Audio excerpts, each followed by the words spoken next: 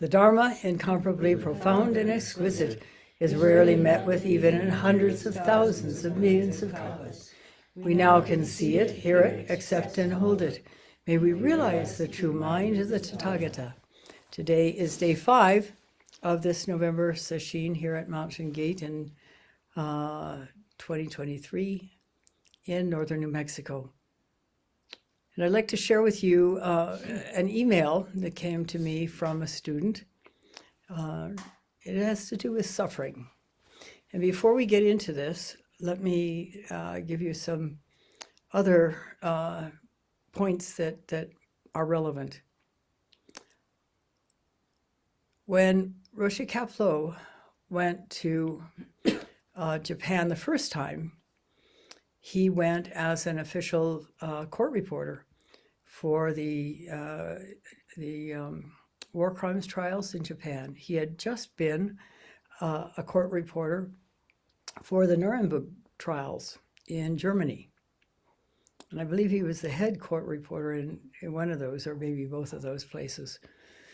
At any rate, he was struck by the contrast between how the Germans and how the Japanese reacted or responded to the accusations of war crimes. He said that the Germans essentially said, "Hey, why us?" Whereas the Japanese apologized. And he was struck by the difference in their attitudes. Most of us are pretty much like the Germans. Something untoward happens to us, and we say, you know, why this happened? I didn't deserve this.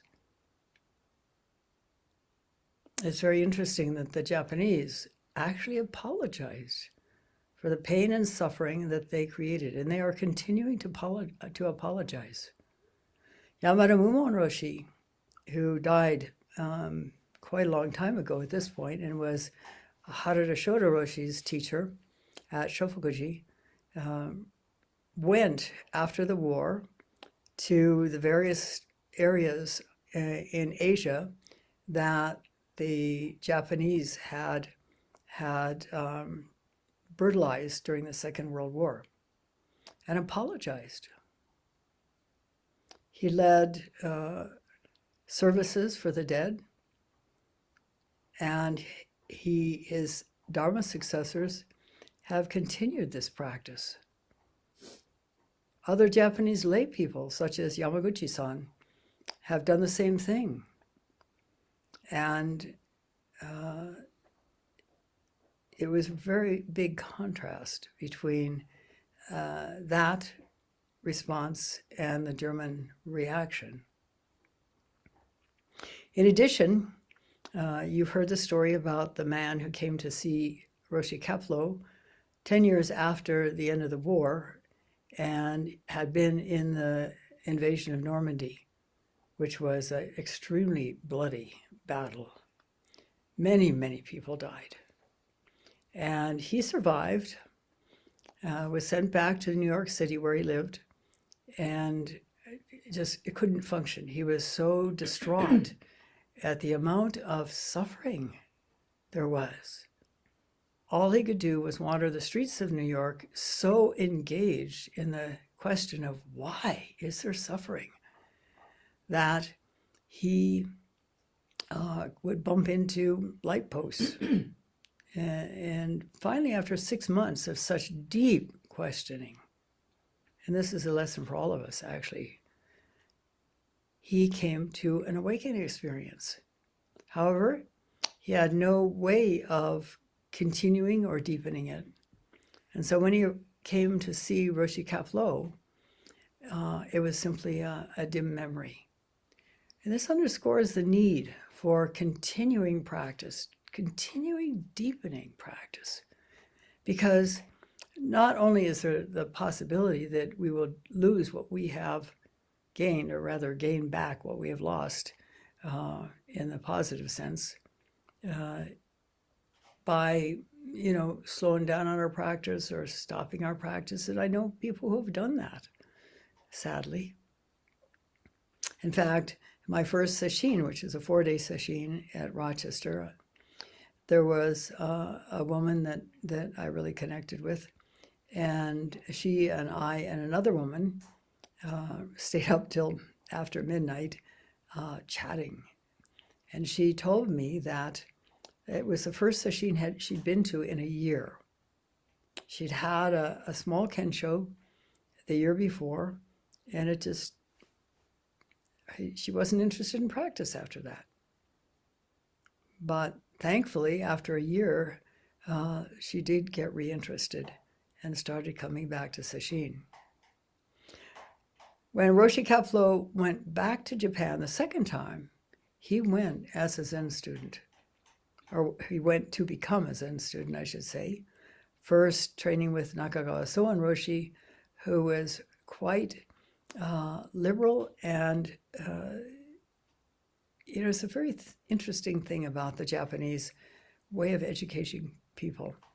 I noticed this in my calligraphy lessons, and I witnessed it in other ways in Japan too, and in the United States. For example, when I first went to sesshin with Harada Roshi, was in the States in 1991, and it was quite loose. Married couples shared rooms. There was a lot of chatting during the day,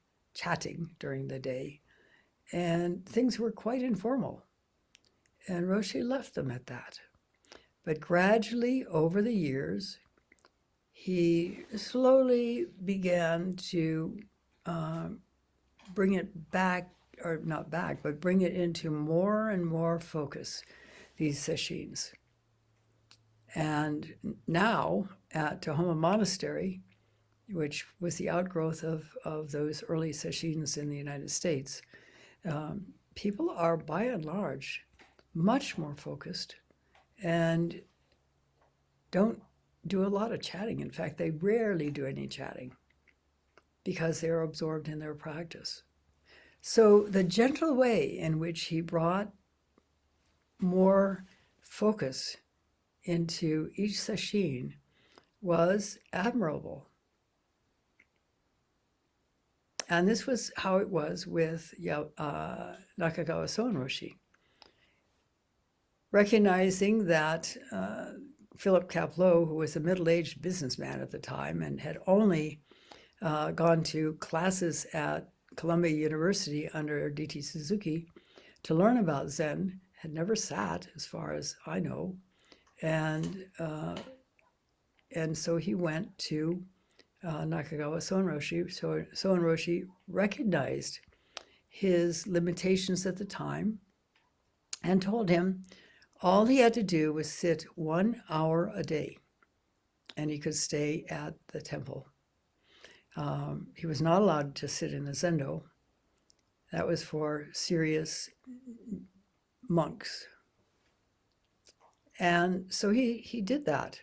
And Nakagawa Soen Roshi also was a very interesting character, had a lot of friends in the arts and in music, both of which were dear to Roshi Kapleau's heart.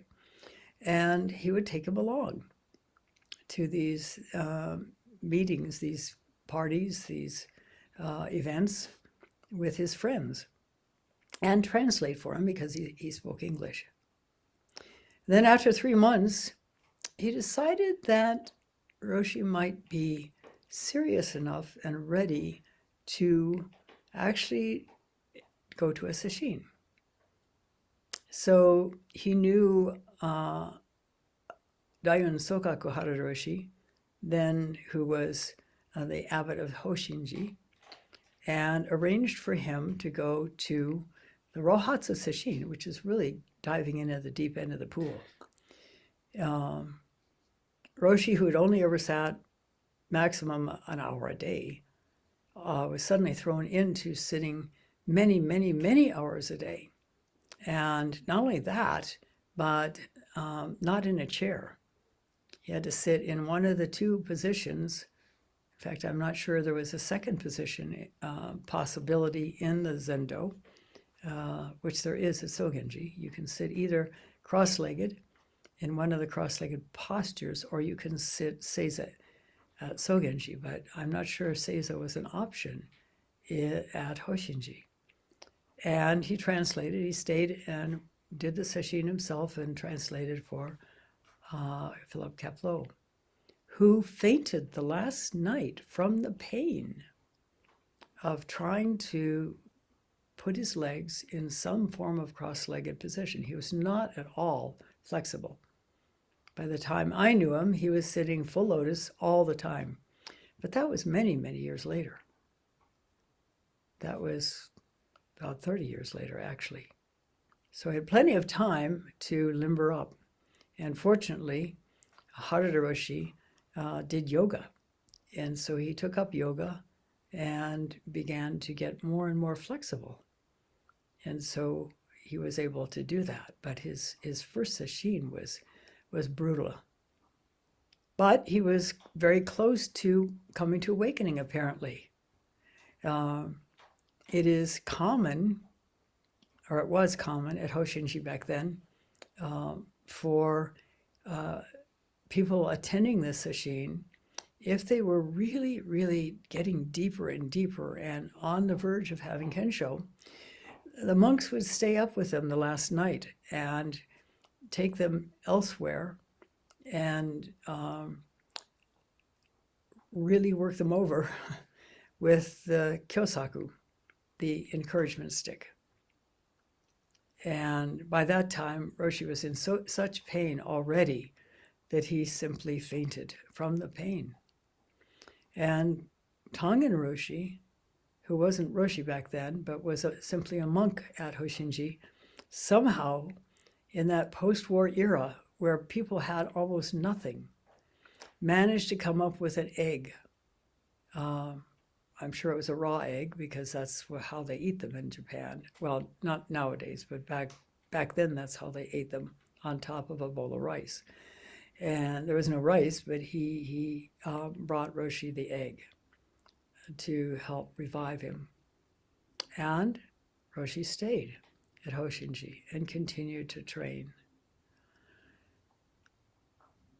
Gradually, letting go more and more and more and more and more and more, which he continued to do the whole rest of his life. So there was a role in suffering for those people and for the Japanese people who did suffer during the war.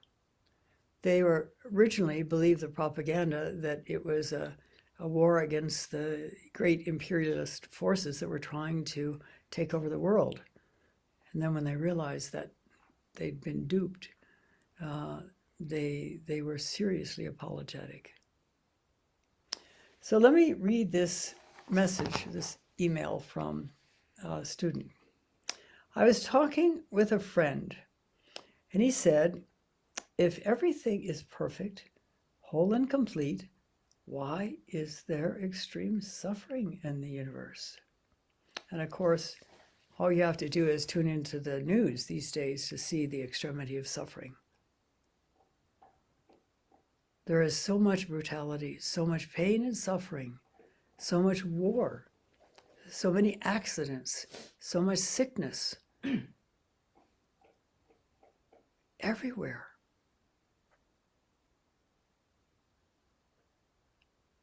It's hard to, you can't overlook it. It's ubiquitous. So, why? If everyone is perfect, whole, and complete, why is there suffering? How could Hitler order the extermination of hundreds of thousands of human beings if he was perfect, whole, and complete, just as he was? How could Osama bin Laden foment so much suffering? And so many other people. The wars have been going on between Israel and Gaza almost as long as the two countries existed. There's always back and forth and up and down, and the pendulum swings between ultra-conservatism and ultra-radicalism, neither of which are really helpful. But as the Buddha said, the middle way is the way. Latin America is full of extreme poverty, extreme abuse of power. We see some of the same thing here in the United States.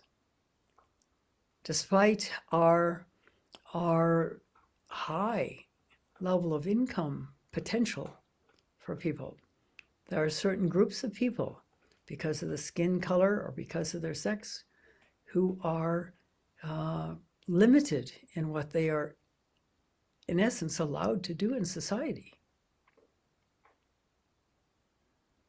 There's something called the glass ceiling, which probably most of you have heard of. And it's rare that anyone can break through that glass ceiling and rise to executive positions. Why? What's going on? So he continues. He brought up some of the worst stories, what humans can do, and I'm not going to repeat them.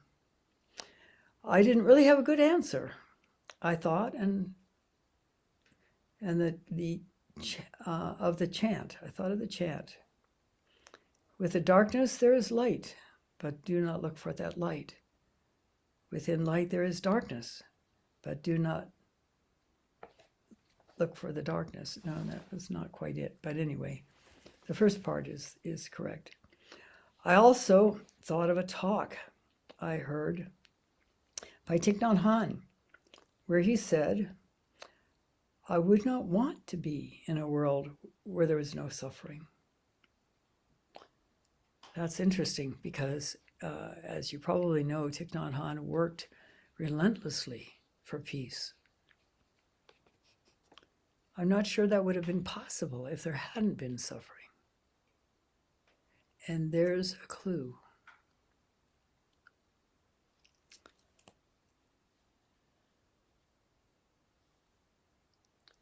Lastly, I thought of the story of Job in the Bible, where the standard interpretation of the story is that, quote, God has good reasons for suffering, but Job should know, Job shouldn't expect to know what they are.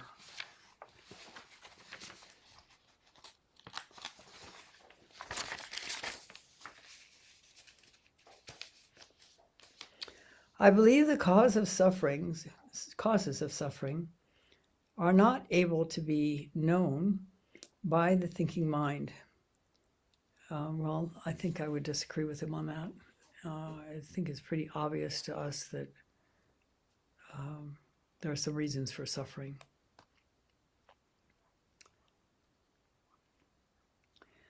But are reasons just as there are reasons. Why Saturn orbits the sun as it does. Also, as the Buddha said, the world of form, life and death, has within it a certain amount of suffering.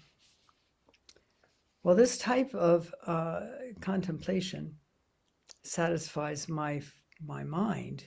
It doesn't help someone when their family member is fallen by some tragedy. So I'm asking you, if you have any wisdom you could share on the topic of why suffering is part of the human condition. Thank you.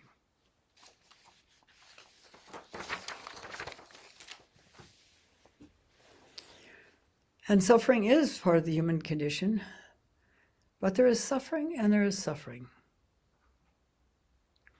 As Ajahn Chah said, You have two choices. There's short-term suffering, what we experience as we're doing our meditation practice ongoingly.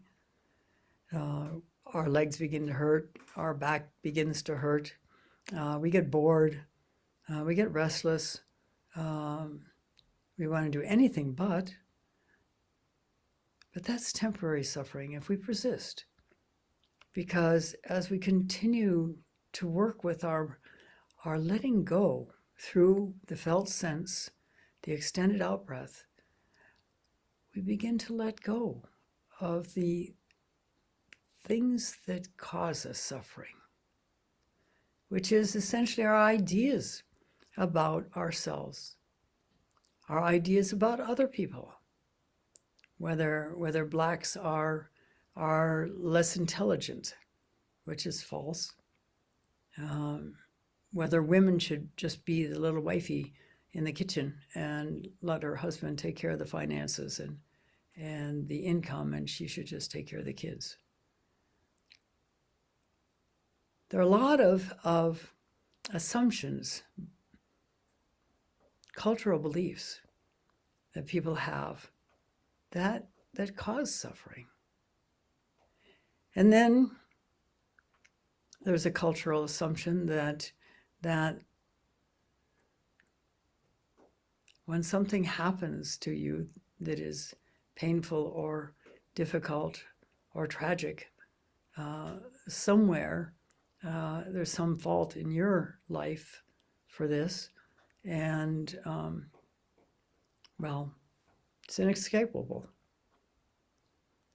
Very, very few people really get a sense that what the Buddha said was true, that we are inherently perfect, whole, and complete.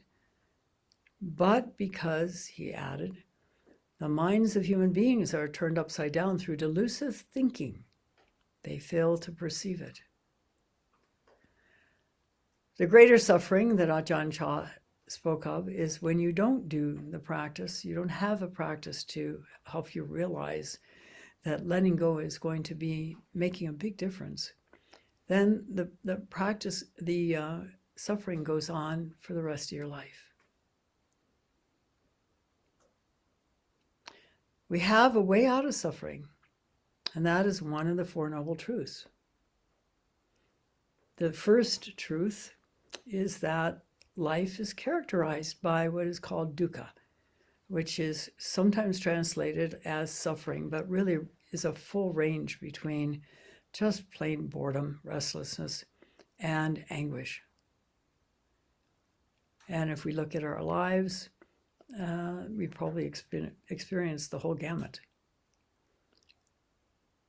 But the second noble truth is there's a way out of suffering? Or is it that suffering is caused by clinging? And then the next noble truth is there is a way out of suffering. And the way out is through this deep meditation practice. Through focusing our mind, bringing our mind back every time it wanders. And in the beginning, it'll wander an awful lot. There were times, many times, in my early years of practice in sesshin, I couldn't even remember what I was supposed to be doing. I was that dissociated, I guess, is what probably was going on. But if we persist, it will make an enormous difference. And one of the greatest delusions is the assumption of this false face that we have. We see it as who we really are, or at least we try to see it as who we really are. But in the background lurks this big question about whether we are worthy, whether we do count, whether we do matter, whether we can do it.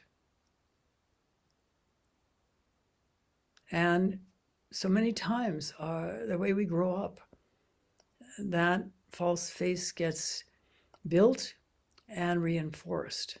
through our experiences and through the assumptions we have made without necessarily any correction about those experiences.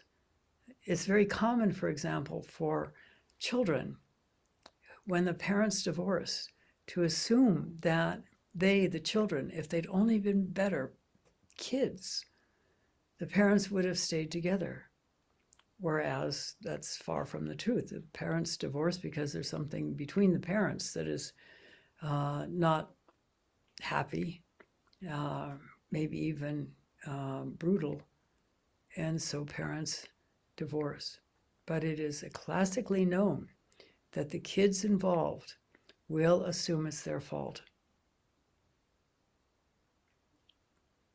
We have a lot of those false ideas about ourselves. And what makes practice so challenging is that as we begin to continue to go deeper in our practice, we begin to see through some of these assumptions, and it's painful to let them go. If we don't have this false face, it's like a mask, then how are we going to be protected in the world? How are we going to not suffer? How are we not going to be vulnerable? And yet, the deeper we go, and the more vulnerable we become, curiously enough, the more let go we become, the more we can see options for responding to situations that are far more effective and far more compassionate and wise than our automatic reactions. There is a way to be free from suffering. And that doesn't mean that untoward things don't happen to us. But it is so different. I remember my father, who was without any religious practice, just had this ability to let go very quickly of anything that he was caught in, that was difficult or painful or uncomfortable. For example, when I took him to the eye doctor the last time he ever went, he was in his late 70s and he had pretty advanced macular degeneration. And the eye doctor, in my presence, said to my father, "I'm not telling you should go out and get a seeing eye dog right now. However," and he told me that my father couldn't see the big E. Well, nowadays there's not big E's so much as there are lots of different letters to keep a person from faking it. My father was very sober for about 2 or 3 hours after that. And then he was himself again. And that's how he responded to pretty much any adversity. It was a wonderful model for me who couldn't do it back then. And as we continue to go deeper and begin to see more and more through our stuff, we become more and more able to live in a more free and relaxed, joyous, open way, even in responding to adversity.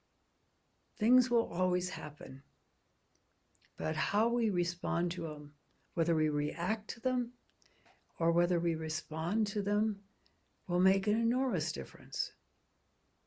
And our practice will make a difference within that. The deeper we go, the less we will be caught by suffering. Yes, there will be loss.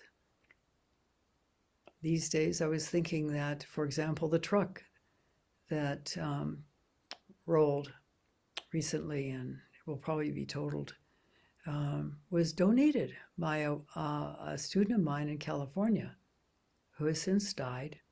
And before she died, she had a couple of strokes. In fact, the major stroke she had was one that prevented her from communicating, from being able to use a computer, from being able to use a telephone or drive a car. Something wiped out that part of her brain that could allow her to do that.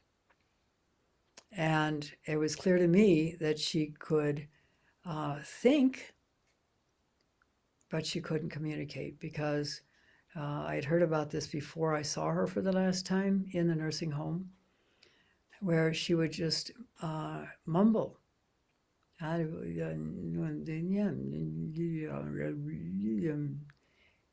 She thought she was talking, she was trying to talk, and I'm sure she could think clearly, but it wasn't translatable into understandable language. And there are other people. I was saying to Bodaiko that the candle snuffer that's on the altar was donated by a woman who died quite a long time ago, before Diane did, actually. And every year, as we get older, we find that people are disappearing out of our lives. They're just simply dying. It's inevitable. And one day, of course, we too will. And this is another reason. It's probably not the primary reason, but it's another reason to really deeply go into your practice. Because anything you're still clinging to as you near death is going to come up to your face. And at that point, when you're hours from dying or a couple of days from dying, there's not really much time to work on it and let it go so that you can die peacefully. Roshi Kapleau was attended by a physician who specialized in working with hospice patients. And he was present at Roshi's death and wrote a book about some of the experiences he'd witnessed in terms of people dying, and wrote that Roshi's death was the most peaceful dying he had ever seen. He simply ceased breathing. No struggle, nothing. And he was deeply focused inwardly as that was beginning to happen.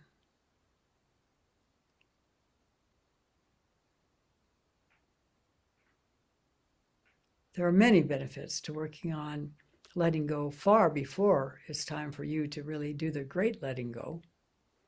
And needless to say, fear will come up because we're so accustomed to, in essence, using this alternative face, this false face, this self-image as a way to barrier ourselves from the world.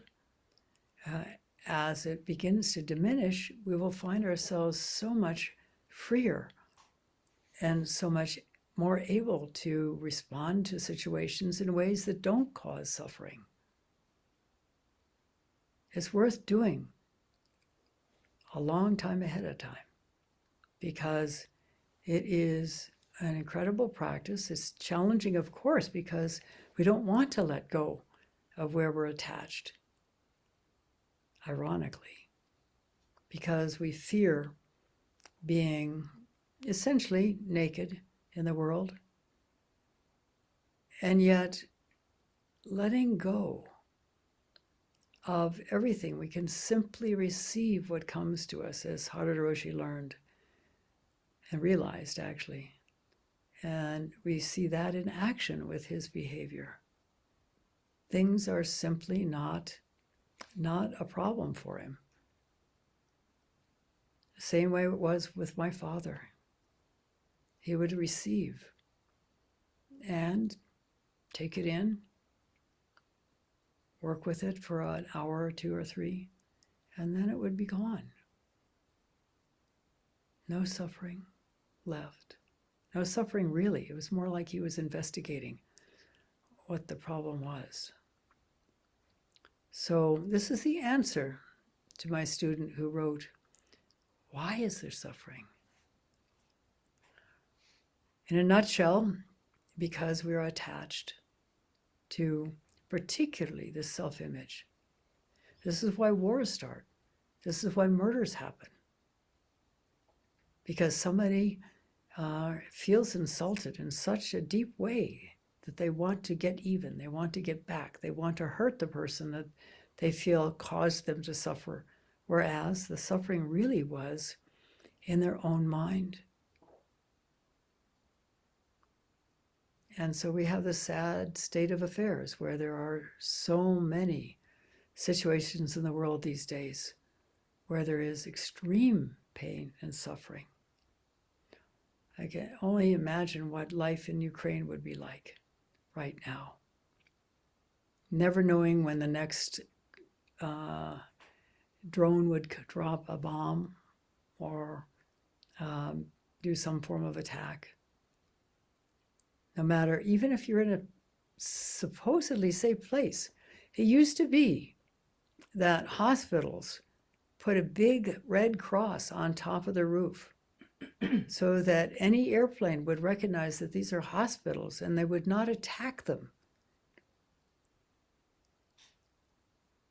But that's not the case anymore. They could have all the red crosses on the roof and it would be to no avail. The Russians have been bombing hospitals, schools, subways, apartment houses, restaurants, anywhere there were human beings.